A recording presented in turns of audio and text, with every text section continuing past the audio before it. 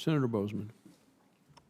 Thank you, Mr. Chairman. I also would like to talk a little bit about agriculture. The Obama administration's EPA stated their waters of the U.S., the WOTUS rule, circumvented agriculture, claiming farmers and ranchers were protected from regulation by exempting them from 404 permits on the 404F of the Clean Water Act.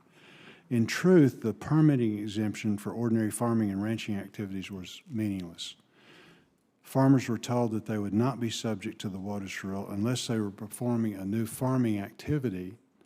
Any continued farming would be exempted. However, a Senate report conducted by this committee found examples proving that this is not the case.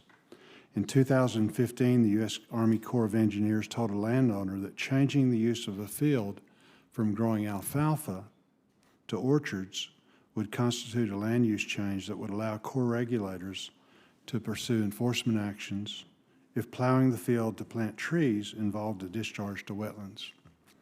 The Corps regulator informed the landowner that despite an extensive farming history, orchards were never planted on the ranch, so they are not the same kind of farming and might not be considered a normal farming activity.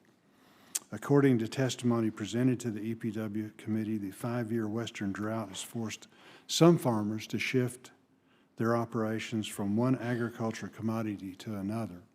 However, according to the Corps, planting a different commodity crop is a change in use that eliminates the ordinary farming exemption. So you just get into all of this stuff, you know, that on the surface, and I agree with Senator Cardin. You know, we've got to come up with a common sense approach.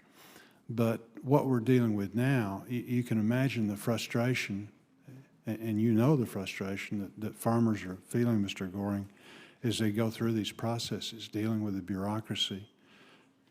I guess the question is, Mr. Goring, knowing what we know now, do you believe the Obama administration's WOTUS rule was good for agriculture?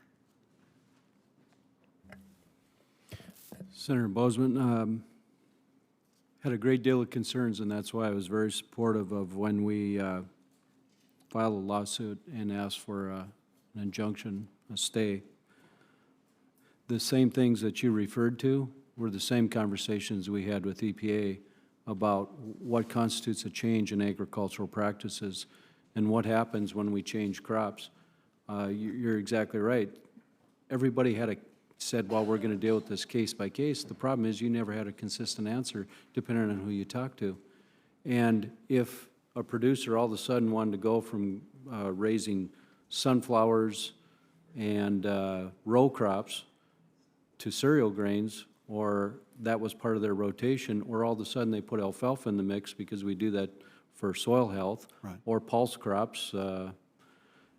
The problem was it was perceived as a different farming practice, so all of a sudden it could be detrimental or perceived detrimental, and it was going to be harmful for those agriculture producers. A normal common practice would have constituted a permit or permission to actually farm and ranch in a responsible manner. Right. And you'd have cases that the rotation, as was done, because farmers do want to take care of their soil, not being allowed to do that, or the bureaucracy involved in doing it such, you'd actually hurt the soil if you didn't do it. Would that be correct?